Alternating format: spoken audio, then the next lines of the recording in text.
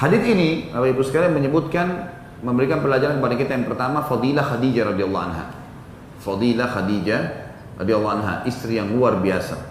Pada saat Aisyah pun cemburu dengan Khadijah, tentu Aisyah sama Khadijah tidak pernah ketemu. Karena, maksudnya dalam bawah naungan Nabi SAW, karena waktu Nabi SAW menikah dengan Aisyah setelah meninggalnya Khadijah, gitu kan? Nabi SAW waktu meninggal Khadijah radhiyallahu anha, beliau menikah dengan Saudah binti Zam'ah, janda yang memang masuk Islam juga, beriman pada saat itu. Kemudian menikah dengan hari yang sama dengan Aisyah. Memang setelah Khadijah baru menikah dengan dua orang istri ini. Tapi Aisyah pernah cemburu dengan Khadijah. Setelah meninggal Khadijah jauh di Madinah rupanya, datang ke rumah Nabi SAW dua orang wanita memberikan salam.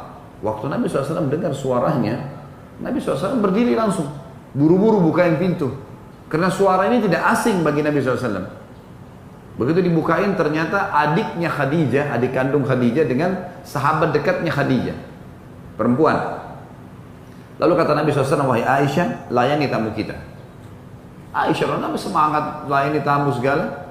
Dan adab dalam Islam, kalau tamu datang, kita menunggu kapan dia memperkenalkan diri dan menyampaikan hajatnya. Bukan kita tuan rumah yang bertanya.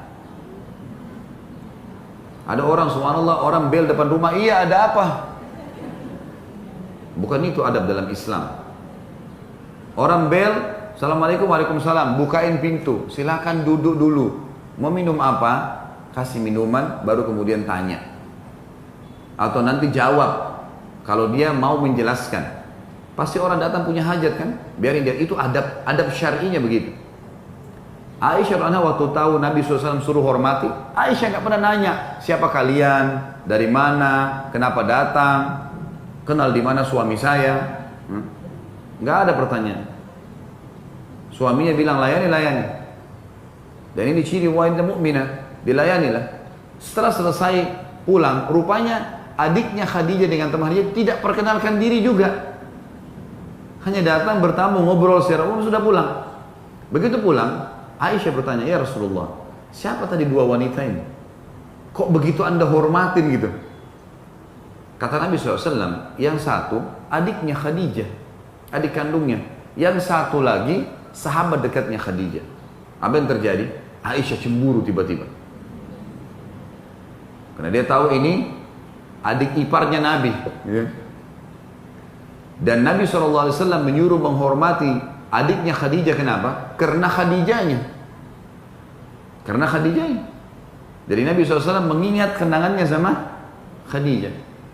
Dan ini juga bagi ibu-ibu yang menikah dengan laki-laki duda atau menghadapi poligami, nggak boleh cemburu buta ya. Misal dia cerita, duda ini bilang istrinya meninggal. Dulu istri saya kalau masakin saya itu dihidangkan hangat-hangat. Karena istri yang sekarang hidangin dingin-dingin. Jangan tiba-tiba cemburu, ya sudah panggil aja dia bangkitin dari kuburan suruh masak. Orang punya pengalaman cerita, oh baiklah, nanti saya buat lebih hangat dari itu. Selesai.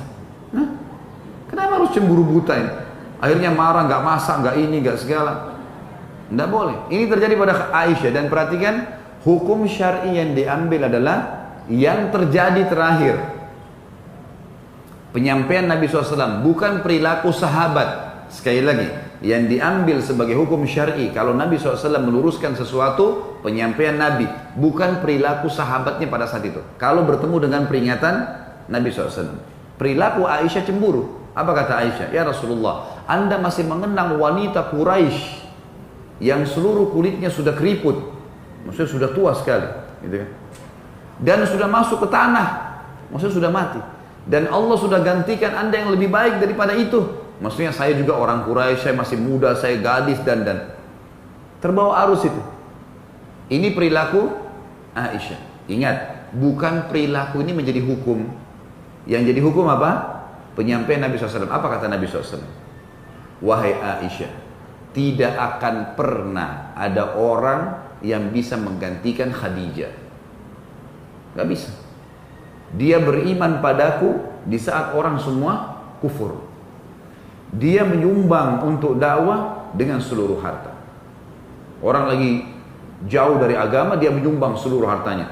dan Allah mengaruniakan aku anak darinya. Apa yang terjadi? Aisyah minta maaf. Nah ini banyak orang tidak paham ini. Aisyah aja cemburu. Selalu Aisyah ini radhiyallahu anha kesannya pencemburu. Padahal terjadinya kasus ini untuk keluar sebuah hukum. Cemburu hanya terjadi kalau pelanggaran agama. Salah kalau ada orang cemburu buta, sama anaknya cemburu, sama mertuanya cemburu. Mertua datang, kenapa datang lagi nih bu mertuanya? Loh itu orang tuanya pasangan kita. Gimana caranya mau dihapus? Tapi cerewet Ustaz, ya sabar. Sabar, nikah sama anaknya gimana? Hah? Kan tidak tiap hari juga. Kalaupun tiap hari di surga nanti kita abadi sama suami saja. Atau sama istri saja. Gitu. Harus begitu, sabar.